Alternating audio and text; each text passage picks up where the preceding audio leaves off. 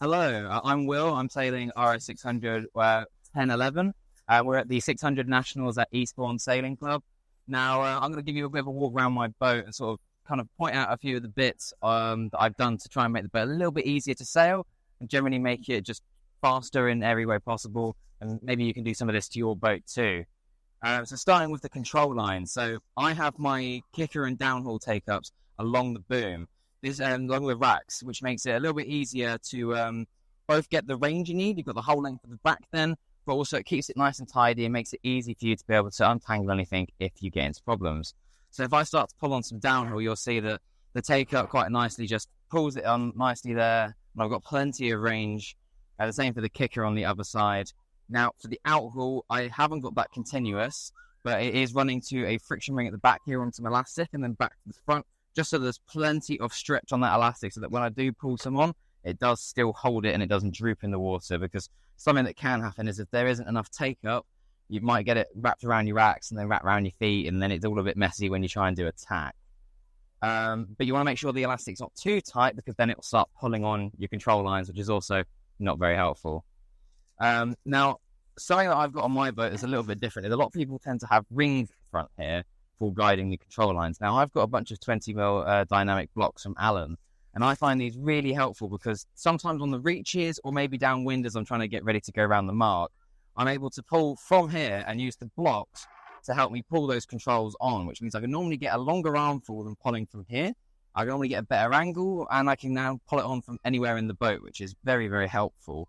So, yeah, definitely worth changing these to blocks. And I haven't done it very well on this side, but on the other side, you can see the kicker one is a little bit longer than the rest, which means it's much easier for me to just grab the kicker on the start line and pull it on without getting tangled up with the rest. So it's worth spacing them out a little bit, but not too much that then you get tangled with your feet. Something else that I've got is at the front here, I've actually got separate blocks for each of the control lines. This just means that, as you can see, they're all kind of running at ever so slightly different angles.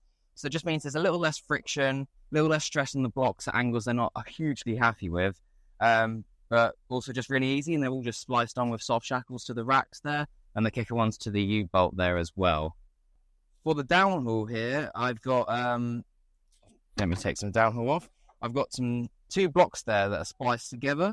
This just means that they can sort of run in the different angles that they need without sort of stressing the block. It runs a little bit smoother. But something that I'm sort of keeping an eye on as I try this is that the blocks don't sort of rub too much against each other. So as I pull on some downhaul, you'll see that they are quite close to each other. But I've been using this system now for the best part of a year and had no problems. So, and then I've just got that on a bobble with this bit of rope spliced to the boom. So it's really easy to get on.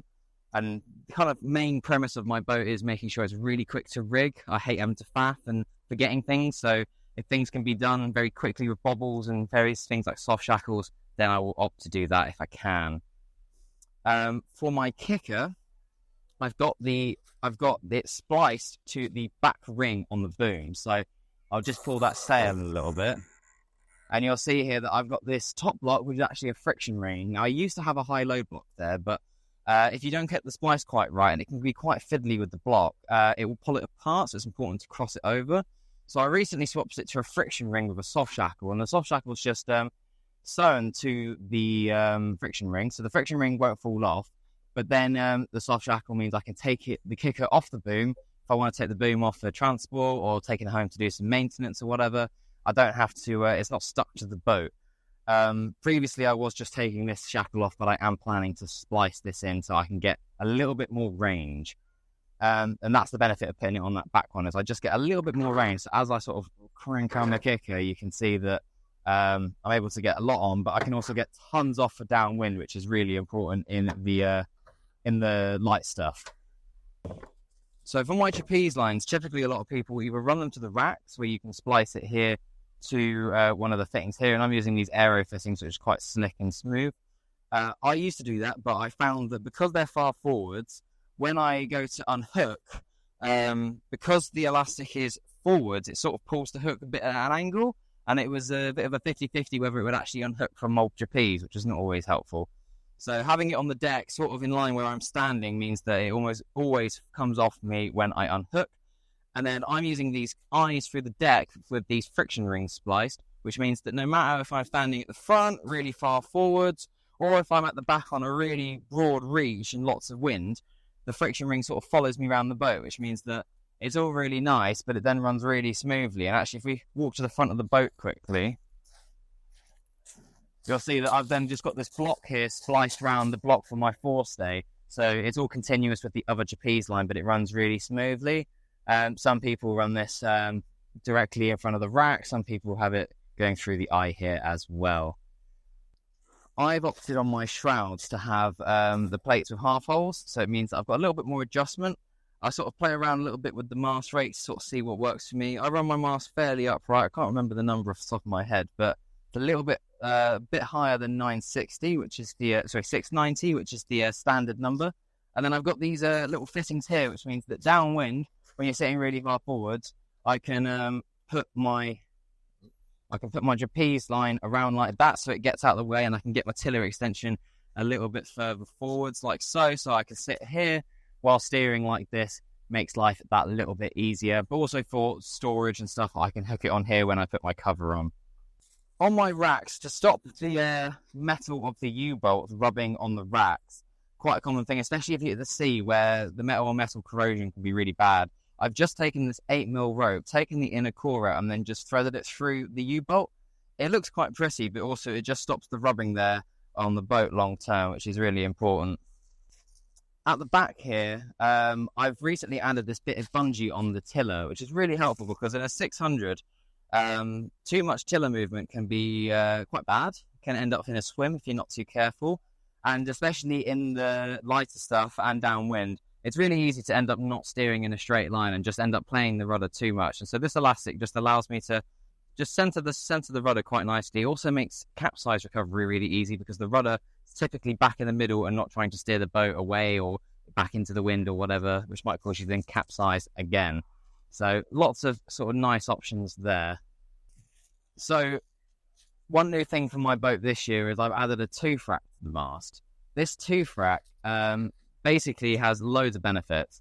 First thing is it stops my halyard slipping down the mast. So common problem in the 600 is you'd pull your downhole on and then it wouldn't really do anything because all it's done is just pull the sail down the mast and not actually flatten it. Because there's so much load through the halyard. A common problem was they'd often just snap as well in the cleat where the cleat was just eating it. So you'd constantly have to move the knot and then you run out of halyard. So you'd have to buy a new one or risk it snapping on the water, which is not ideal. So the tooth rack is a really good option here where I've just got this 3mm tail spliced to this loop. And then I just hook it on the tooth rack, which means I don't get any stretch really in the halyard. It stays at the top of the mast for all the races. So we had 4 races on Friday. I didn't even have to think about it once. Whereas you can see some of the guys who've got cleats on their mast, it was starting to slip by the end of the day. Some people do have 2 cleats to sort of take up the slack. But I think the tooth rack's a really nice solution because it stops me needing to ever have to change this. And it's really easy to get on, to be honest. Some people find it a little difficult, but I find if you put a glove on to get the extra grip and you pull it, and to be honest, if I splice this with a tail with an outer core, the dyneema is obviously not the grippiest thing in the world to hold, but if my tail had an outer core, that would be a little bit easier to just get it onto that tooth rack. But yeah, that's kind of the sort of main bits on my 600. If you do have any questions, you can ask them in our RS600 Facebook group. And we've also got a RS600 Basics YouTube series, which will sort of walk you through the maneuvers and how you can kind of get started with the boat if you've just bought one. But yeah, these are the sort of things I've got running on my boat. A few others are similar, but again, everyone sort of finds something that works for them.